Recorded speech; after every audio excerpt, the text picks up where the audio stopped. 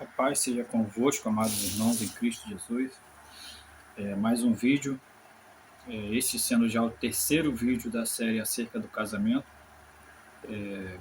Antes de mais nada, antes que comecemos as explanações segundo a palavra do Senhor, quero vos convidar aos que não são inscritos, né? Se inscrevam no canal, deem um like no vídeo e compartilhe, se possível, para que esse trabalho alcance mais almas e mais vidas. Lembrando que tudo que nós fazemos gratuitamente, não temos propósito de fins lucrativos com a palavra do Senhor, né? Nosso ministério profético familiar tem seguido esse padrão. E hoje, mais precisamente, nós vamos ler Provérbios capítulo 6, a partir do versículo 20, entender um pouco mais sobre o que diz respeito à palavra do Senhor acerca da mulher lisonjeira, ou simplesmente como a epígrafe fala, né? A mulher adúltera. Então, nesse contexto, a gente vê que essa geração, ou toda uma geração que veio antes, mais essa que é o último período da igreja, nós percebemos que a sensualidade, tantas coisas que refutam a fé cristã, refutam a fé em Cristo Jesus e o verdadeiro ensinamento segundo a palavra do Senhor, tem deturpado as mentes e os corações, e as pessoas não querem mais seguir como Cristo deu ordem. É claro que nós não podemos seguir um padrão para as coisas espirituais, mas seguimos a ideologia ou a metodologia que nos leva ao entendimento e à expressividade correta segundo a palavra do Senhor. Então, nesse texto de Provérbios capítulo 6, a partir do versículo 20, diz assim: Filho meu, guarda o mandamento de teu pai, e não deixes a lei de tua mãe, ata-os perpetuamente ao teu coração, e pendura-os ao teu pescoço. Quando caminhares, isso te guiará. Quando te deitares, te guardará. Quando acordares, falará contigo, porque o mandamento é uma lâmpada, e a lei uma luz, e as repreensões da correção são o caminho da vida. Então, veja bem que aqui existe um mandamento acoplado a este pequeno texto, né, que diz que nós devemos honrar pai e mãe para que se prolongue. Isso já falando de Êxodo capítulo 20. E mais adiante nós vamos ver isso também em Levítico, ou Levítico, né, e que são praticamente as repetições das leis ou mandamentos. Então, nós percebemos que nessa solicitude, nessa atual conjuntura que a Escritura exorta, né, aqui de um direcionamento a um filho, mas nós podemos também entender que é o próprio Deus acerca dos seus filhos, porque não no literal, essa palavra também diz respeito a jovem ou a um jovem, sexo feminino, sexo masculino, né? Mais precisamente a palavra ela se completa. A gente vê de forma muito simbólica, porém no literal a gente vê se completar de outra forma, né? Porque também existe o homem lisonjeiro, aquele que se encanta por uma mulher de Deus, uma menina casta, uma menina que está buscando servir ao Senhor e procura desviá-la do caminho, né? Então nós vemos aí, mais adiante, né, no versículo 24, a exortação ou os aconselhamentos continuando, para que, ou para te guardarem da má mulher, ou do mau homem, nós podemos colocar assim, e das lisonjas, ou elogios excessivos, né, da língua estranha. Não cobices no teu coração a sua formosura, nem te prendas com os seus olhos, porque por causa de uma mulher prostituta se chega a pedir um bocado de pão, e a adúltera anda à caça de preciosa vida. Ou seja, nós vemos que essa palavra não é muito também para aqueles tempos, mas também uma palavra atual, né? Hoje nós temos uma linha muito extensa de pessoas que se prostituem ou praticamente formalizam a prostituição como se fosse algo benéfico, né? E nós não vemos, pelas escrituras sagradas, uma base de moralidade que vem de Deus para apoiar esse tipo de atitude. Porquanto nós vamos continuar no versículo 27, tomará alguém fogo no seu seio sem que as suas vestes se queimem? Ou andará alguém sobre as brasas sem que se queimem os seus pés? Assim será o que entrar a mulher do seu próximo. Não ficará inocente todo aquele que a tocar. Daqui já fala sobre o adultério. Aquele homem ou mulher que, sabendo ou não, que existe ali uma possibilidade de a pessoa ser casada, se relacionar, ela estará levando sobre si uma sentença divina. Porque Deus odeia o divórcio, como já dissemos nos vídeos anteriores, e ele também repudia qualquer tipo de atitude adúltera, né?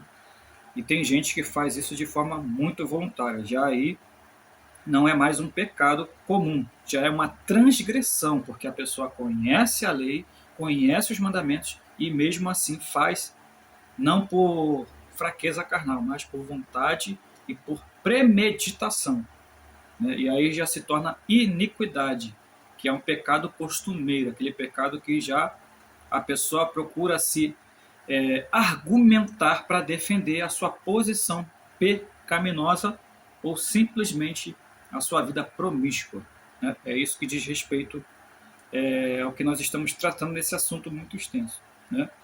Então, mais adiante, não se injuria o ladrão quando furta para saciar a sua alma, tendo fome, mas encontrado pagará 7 vezes tanto, dará toda a fazenda de sua casa. O que adultera com uma mulher é falta de entendimento, destrói a sua alma aquele que o faz. Achará castigo e vilipêndio, e o seu opróbrio nunca se apagará. Ou seja, é uma mancha. Opróbrio quer dizer algo que,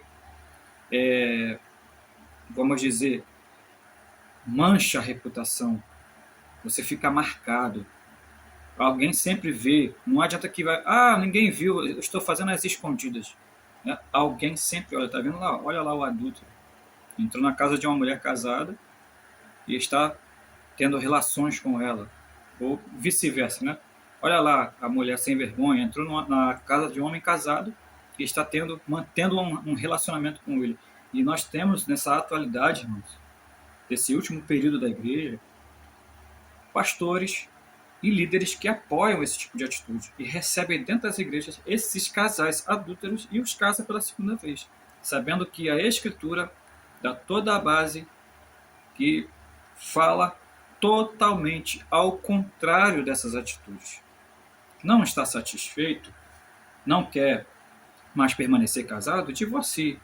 Porém, a Escritura, como já dissemos antes em outros vídeos, por isso que é muito importante os irmãos que começaram agora assistir os primeiros 2 vídeos, para que você chegue ao entendimento do que nós estamos abordando, desse assunto tão importante, né? Então, as pessoas simplesmente, tá bom, eu vou divorciar, mas eu vou casar com outro. Mas Paulo não falou sobre isso. Paulo, você divorcia, mas fica então sem casar. Ou reconcilia com aquele que você largou, com aquele que você divorciou, né?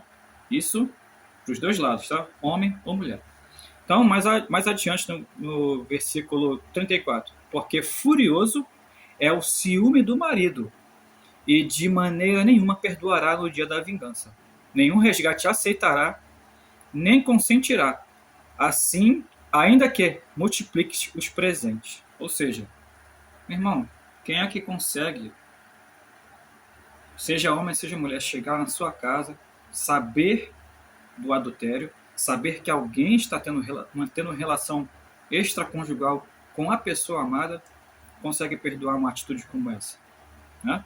Então, Você pode dar ouro, você pode dar presente, ó, toma aqui, eu vou comprar tua esposa. Irmão, não adianta. É isso que está literalmente o que a escritura está falando. Não adianta você vir com presentinho ou querendo, me perdoe. Como temos vários vídeos aí de escândalos que eu não costumo acessar muito, mas às vezes sem querer isso chega às vezes nas nossas redes sociais, né, de homens que se dizem homens de Deus e mantendo relação extraconjugal com membros de sua igreja.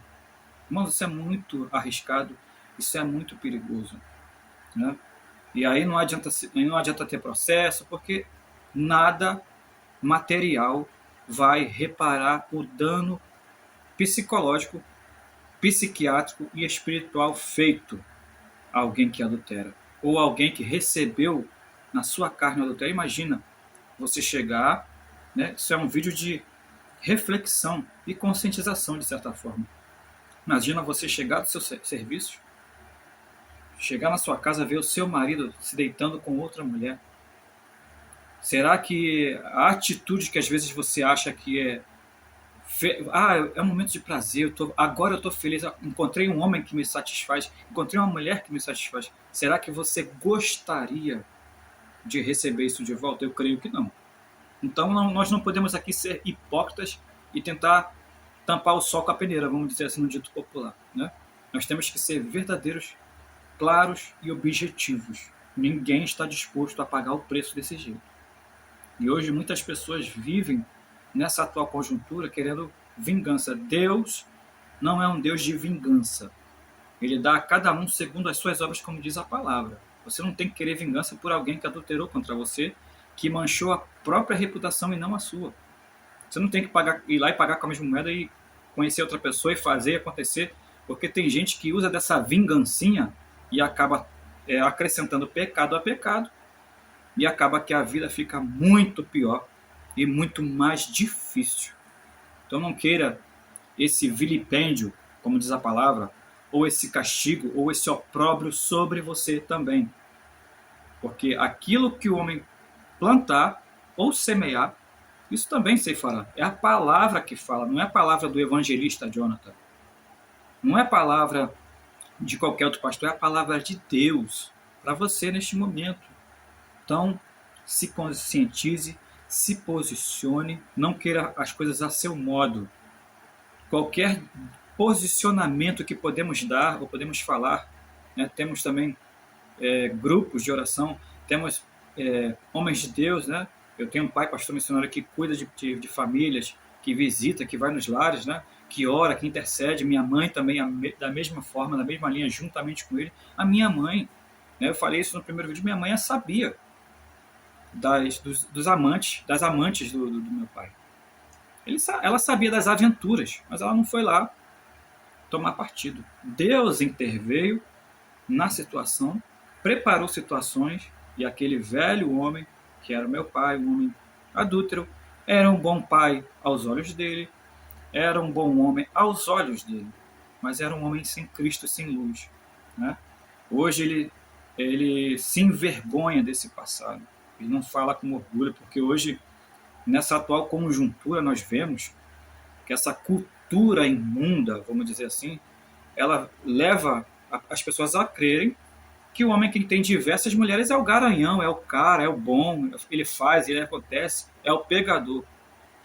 Irmãos, a gente sabe que o peso espiritual que isso tem é muito grave, né? Nós vemos aqui nessa passagem de Provérbios isso sendo exemplificado pelo sábio que escreveu esse provérbio, né? Então, a pessoa mancha a própria reputação por questão de minutos de prazer, né? Por causa de aventura, vou lá, vou beber, vou fazer, vou acontecer. Irmãos, isso é ilusão.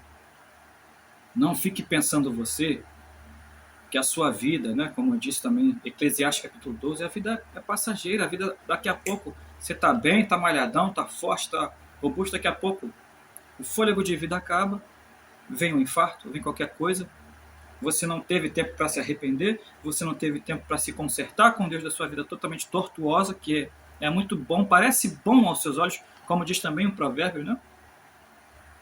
Há caminhos que ao homem parece bom, parece direito aos seus olhos, mas o final são os caminhos da morte. É isso que provérbio também fala. Hoje nós estamos focando nesse assunto, né? Porque tem gente que não abre do ouro.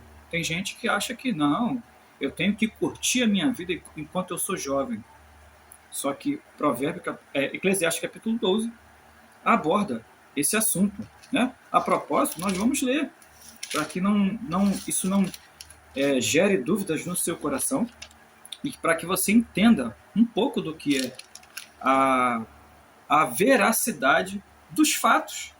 Porque tem gente que acha que vai viver para sempre, como diz um irmão, um amigo nosso, né? Tem gente que acha que o mundo é deles e o céu é perto, e não é bem por aí. Né?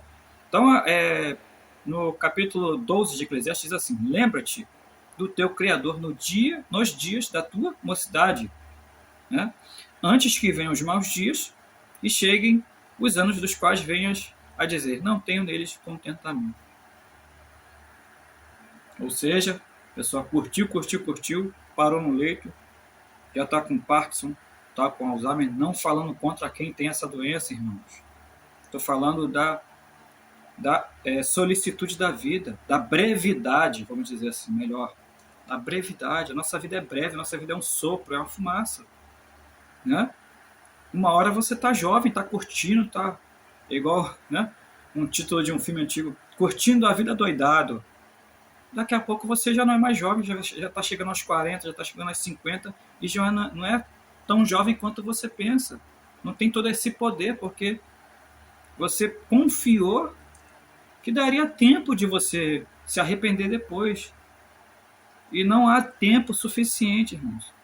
O que é mais certo para todos nós é a morte. Por isso que nós não podemos levar uma vida da forma que a gente acha ou pensa e depois achar que vai ter conserto. Deus vai esperar você a sua vida inteira se arrepender. Né? E não existe um padrão de religiosidade para você seguir. É só ler a luz da palavra. É só você seguir a luz da palavra. O evangelista Jonathan está te indicando apenas algumas passagens. Mas eu não sou o dono da verdade. Né? Você tem total liberdade de buscar a Deus da sua forma, a sua maneira, nos seus particulares. Porque o véu do templo se rasgou. Né? Não é propriamente você estar dentro de uma denominação e dentro de uma liturgia que você está servindo a Deus. Porque nós sabemos que muitos fazem isso, mas não têm uma vida de, vamos dizer assim, uma solicitude ou uma vida plena com Cristo. Não estou aqui falando contra quem, irmãos, busca a Deus dentro de uma denominação ou dentro de uma igreja. Mas tem muita gente que usa desse subterfúgio para achar que bastou aquilo dali. Como aquele fariseu, né? Ele chegou diante de Deus cheio de argumentos, uma oração cheia de argumentos. Eu faço, eu sou, eu aconteço, eu dizimo, eu faço isso. Já o publicano que era um povo, publicano que era uma classe de pessoas historicamente desprezada. Esse publicano chegou diante de Deus falando o quê? Senhor, tem misericórdia de mim, pecador. Nem aos céus ele levantava os olhos, mas diz a palavra que esse homem publicano, que não era um religioso, saiu dali justificado, e aquele fariseu, aquele homem totalmente revestido do seu eu e da sua religiosidade, saiu do mesmo jeito. Então é isso que nós temos que ter em mente, irmãos. Voltando a esse assunto, né? A vida é um sopro. Né? Você vai curtir e vai lá. Tem pessoas que vai no embalo, né?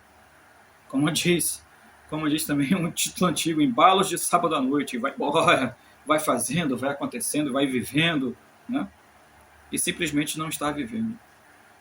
Está só deixando o tempo passar, podendo Deus usar você para ser canal para alguém que está precisando, ser bênção na vida de alguém, exemplificando o amor de Cristo na sua vida através das atitudes que dizem respeito ao seu próximo, porque todos os 10 mandamentos te dão base para isso.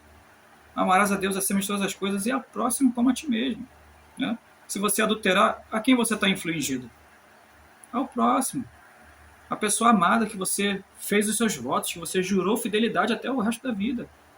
Se você fizer qualquer coisa, vamos dizer, matar. O matar não é só o matar literal. Existe o matar espiritual. Assassinos espirituais. Nós temos muitos. Pessoas que, em vez de levantar alguém, termina de matar mesmo, espiritualmente falando, daqui a pouco a pessoa está lá no mundo. Porque não tem as suas bases fundamentadas em Cristo. Não tem as suas bases firmadas em Cristo. Então, meus irmãos, esse é mais um vídeo acerca do casamento, porém também um vídeo de reflexão. Reflita sobre a sua vida. Veja se as suas atitudes realmente estão agradando a Deus. Tenha essa brevidade na sua vida de chegar diante de Deus e falar: Senhor, será que o que eu estou tomando de atitude, uma palavra, qualquer coisa que eu tenha feito, Senhor, ao longo período de minha vida, 39 anos, 40 anos, 20 anos, 18 anos, será que de alguma forma eu tenho que te agradar? Eu tenho te agradado com as minhas atitudes? Tem pessoas que não fazem mais esse tipo de oração. A grande maioria chega diante de Deus como pedintes. Não agradece pela vida, não agradece pelo fôlego, pelos filhos, pela esposa, pelo marido. Com todos os defeitos, você fez o voto. E não existe mais essa, mas ele não se veste bem, ele não cheira bem. Ore pelo seu esposo. Peça ao Senhor sabedoria, que Ele vai te dar. Ore pela sua esposa, peça ao Senhor sabedoria, que Ele vai te dar para você cuidar daquilo que é seu. Aquilo que está lá fora não é seu. Pode ser mais belo, pode ser mais bonito, mas não é seu. Os seus votos precisam ser mantidos. Não adianta você querer depositar a sua alegria em alguém mortal. Porque a gente não casa, eu acho que eu falei isso nos 2 primeiros vídeos, a gente não casa de maneira alguma para ser feliz com alguém. Muito pelo contrário, a gente busca a felicidade em Cristo, porque a alegria do Senhor é a nossa força. E a gente vai, depois de casado, compartilhar essa alegria ou felicidade com a pessoa amada, com o nosso cônjuge. Mas tem gente que não tem essa compreensão e não tem essa solicitude ou simplesmente essa cordialidade. Porque a partir do momento que você pensa da seguinte forma: poxa, se eu fizer isso, eu vou ferir o meu próprio corpo. Pensa dessa forma, nessa linha de raciocínio. Tudo o que você fizer, você não está fazendo contra a pessoa amada, você está fazendo contra você mesmo, porque é uma só carne, é um só corpo. A palavra do Senhor diz que quem se deita com uma prostituta faz um corpo com ela. E aí vai dos dois sentidos, prostituta ou prostituto, garoto de programa ou garota de programa. Ou simplesmente uma pessoa adúltera, que também é a mesma prática. O prostituto não é somente aquela pessoa que vende o seu corpo, que vende alguns momentos de prazeres sexuais. Não, não é. A pessoa adúltera, de qualquer forma, ela também está prostituindo a sua vida e achando que está tudo certo. Eu só estou querendo ser feliz. Que ilusão. Não deposite a sua felicidade em poucos minutos de prazer. Porque a velhice vai chegar, a hora do acerto vai chegar, como diz também nos últimos versículos desse capítulo 12 de Eclesiastes, que a gente já vai terminar, para não ficar um vídeo muito extenso, que nós temos outros assuntos para abordar nos próximos vídeos, né? Diz a palavra no versículo 13 do capítulo 12 de Eclesiastes o quê? De tudo que se tem ouvido, o fim é: teme a Deus e guarda os seus mandamentos, porque este é o dever de todo homem ou mulher, né? Porque Deus há de trazer a juízo toda a obra e até tudo que está encoberto, quer seja bom, quer seja mal. Fique com essa palavra, que Deus em Cristo possa te abençoar e salvaguardar a sua casa. Eu profetizo sobre o teu casamento vitória, restauração, que você ache paz, que você ache vida, que você ache respostas em Deus além daquilo que você ouve ou assiste. Se baseie naquilo que está escrito. Esqueça esses cursinhos, esqueça... Eu não tenho aqui nada para fazer de comércio, irmãos. Eu estou ofertando para vocês o que de graça o Senhor me deu. E esses posicionamentos que a gente fala a respeito dos grupos que nós temos no WhatsApp, nós damos os conselhos, vocês tomam as atitudes que o Senhor direcionar a vocês. Não é uma receita de bolo. Restauração de casamento é algo muito sério, mas não é uma receita de bolo, não é um padrão a ser seguido. Com cada um, Deus dá um direcionamento específico e diferenciado. Porque ninguém é igual a ninguém. As pessoas buscam de alguma forma uma base testemunhal que edifique a sua fé. Mas só você pode mudar a história da sua vida com as suas atitudes, não é com palavras, né?